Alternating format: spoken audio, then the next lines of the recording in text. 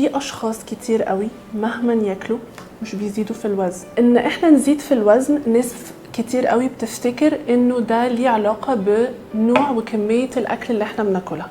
جزء كبير منه صح، ليه علاقة بنوع وكمية الاكل اللي احنا بناكلها، بس في اشخاص كتير قوي مهما ياكلوا مش بيزيدوا في الوزن. ليه؟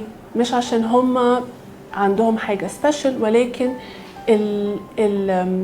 الجينات بتاعتهم او الحرق بتاعهم هو طبيعة جسمهم بتبقى كده. عدد الخلايا الدهنية اللي عندهم بتخليهم ان هم يحرقوا بسرعة، او ما يبقى العدد نفسه مش كبير. وفي اشخاص بيكونوا مخليين بالهم قوي قوي قوي قوي من بياكلوا ايه وكمية الاكل اللي بياكلوها، وبرضو بيحصل زيادة في الوزن.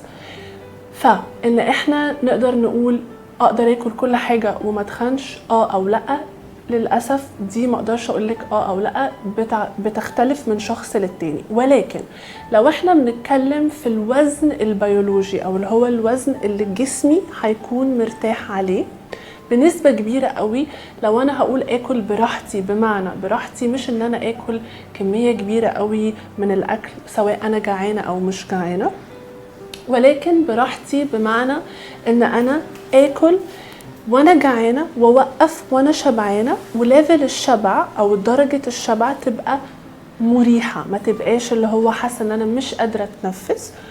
فبنسبه كبيره قوي اقدر احافظ على الوزن الطبيعي لجسمي اللي جسمي مرتاح عليه. الوزن ده ما هواش الوزن المثالي ولا الوزن اللي انا نفسي اوصله، هو الوزن اللي جيناتي طبيعه جسمي مرتاحه عليه اكتر. هو عنده اسمين، يا اما البيولوجيكال appropriate weight او الset weight.